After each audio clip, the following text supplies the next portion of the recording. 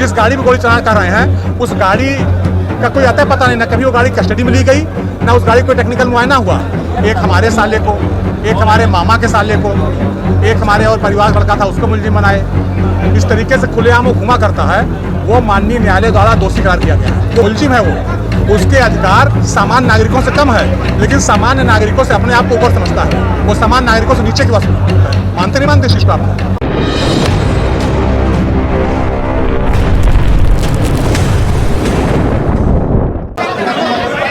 24 साल पहले हमारे ऊपर फर्जी मुकदमा कायम कराया गया था। जिन्होंने कायम कराया था उस समय वो बहुजन समाज पार्टी की सरकार को समर्थन दिए हुए थे। और मैं पूर्व बता चुका हूँ, अपराधजीवी व्यक्ति है। अपनी सुरक्षा प्राप्त करने के लिए, सुरक्षा बढ़ाने के लिए उस व्यक्ति ने मेरे ऊपर फर्जी मुकदमा कायम कराया, जिससे आज माननीय न्यायालय ने मुझे बरी कराया। और मैं उसके बारे में बताना चाहता हूँ, वो बिना अपराध के नहीं रह सकता है। उसको सरकारी सुरक्षा के आड़ में उसको वसूली करना है, जमीन कब्जा करना है, मकान में घुस जाना है, अन्य कई प्रकार के उसको आपराधिक कार्य करने हैं, जो उसका पेशा है। इस संदर्भ में आपको एक बात और बताना चाहता हूँ, इसी सुरक्षा प्राप्त करने के लिए उसने फर्जी कागज हाईकोर्ट में लगाया था, जिससे माननीय हाईकोर्ट ने स्टेट को निर्देश दिया कि, और चीफ जस्टिस कोर्ट ने निर्देश दिया कि धनंजय सिंह के खिलाफ जांच की जाए और मुकदमा दर्ज किया जाए, जिसमें सरकार ने उनके खिलाफ मुकदमा दर्ज किया है।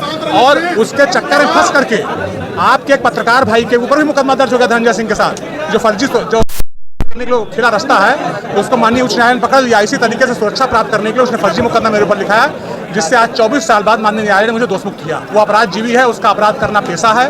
और बताना चाहता हूँ आपको, इस तरीके से खुलेआम वो घुमा करता है, वो माननीय न्यायालय द्वारा दोषी करार दिया गया है। वो घोषित अपराधी है, मुलजिम है वो। उसके अधिकार सामान्य नागरिकों से कम है, लेकिन सामान्य नागरिकों से अपने आप को ऊपर समझता है। वो सामान्य नागरिकों से नीचे की बात मानते नहीं मानते शिष्ट आपको। ये बहुत बड़ा फैसला आया है और माननीय न्यायालय ने सही समय पे सही फैसला दिया। और इसके लिए मैं, हमारे अजय भैया हम लोगों के साथ नहीं है, आदरणीय अजय सिंह जी हमारे वकील हुआ करते थे, जिनके बेटे आज प्रिंस हम लोगों के साथ हैं, लगातार इस मुकदमे को लड़े। आदरणीय दीना बाबू जी, आदरणीय स्वामीनाथ यादव जी, जो कि आजमगढ़ से आते रहे लगातार पैरवी करने के लिए, इन लोगों ने बड़ी मेहनत की इस केस में। मैं इन सब का बहुत आभारी हूँ। उस वक्त 24 साल पहले किसी राजनीतिक द्वेष के कारण मैं बता रहा हूँ, उसके अंदर राजनीतिक कुंठा थी हमको लेकर के, और उसने अपनी इसी कुंठा को सोचा एक पंथ दो काज, जिनको फंसा के बंद करा दो और सुरक्षा ले लो। फैसले के खिलाफ अगली अदालत के दरवाजा खटखटाने की तैयारी की जा रही है। हाँ तो करें, वो तो भारतीय न्याय प्रक्रिया है, ये वो करेंगे, वहाँ भी हम लोग लड़ेंगे।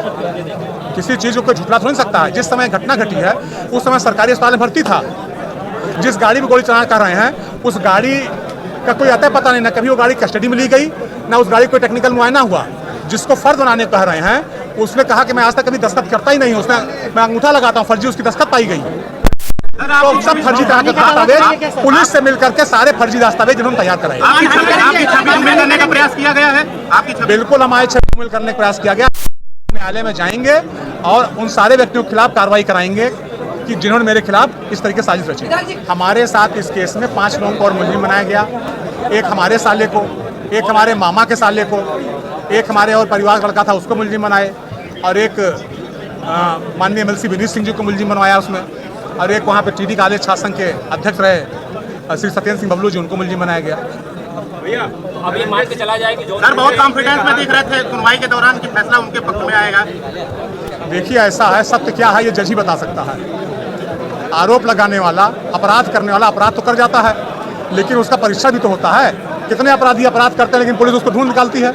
लेकिन जब पुलिस से मिलकर कोई अपराध किया था, उस समय सरकार के संरक्षण से अपराध किया था, जिसको बाद में बहन मायावती जी जान गई और इनको पार्टी से भी निकाल दिया था, उन्होंने इनको बंद कराने का काम किया था। तो इनके अपराध को जज साहब ने अपराध किया, कैसे फैब्रिकेट किया इस मुकदमे को।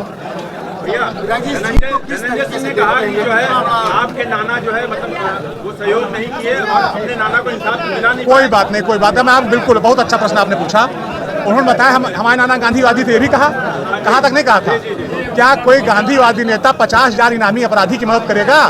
हम आपसे पूछते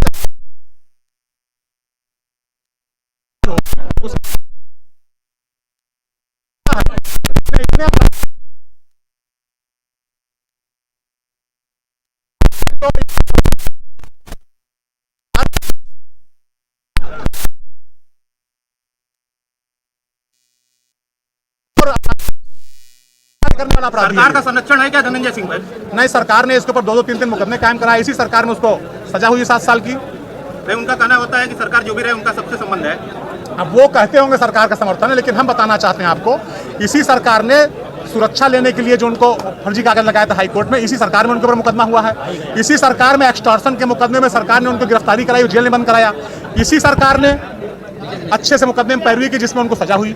तो ऐसा नहीं, सरकार का धन्यवाद करेंगे इस मामले में लगातार सुनवाई की, सुरक्षा के दावे लगातार होते रहे, तो धन्यवाद कहेंगे आप कि सरकार ने भी नहीं, कोर्ट की व्यवस्था बिल्कुल ठीक रखी, सुचारू रखी है। प्रशासन को हम धन्यवाद करना चाहेंगे कि उस जैसे अपराधी सुरक्षा दिलाने के लिए हम आए, पेशी पे आए, पेशी से लौट जाए सुरक्षित, फोर्स की अच्छी व्यवस्था के लिए इसके लिए प्रशासन के लोगों को धन्यवाद देना चाहेंगे। ये भी कहा कि 54 महीने जो है आपको जेल में रहना पड़ा था, उन्होंने ये भी बयान दिया था। 54 महीने जब हम रहे हैं तो उस मुकदमे में ये भी मुलजिम थे, उसमें फरार चल रहे थे। अपराध ये करते थे, मैं जेल के अंदर रहता था। ये तो घोषित अपराधी है ना। आपको मालूम IZ 247 उसका क्या कहते हैं इंटर जोनल गैंग नंबर है, आप लोग नहीं जानकारी होगी। उसका inter zonal gang number IZ 247 है, यही वाराणसी रजिस्टर्ड है, पता कर लीजिएगा। यहाँ क्या कहते हैं कि IG आप बता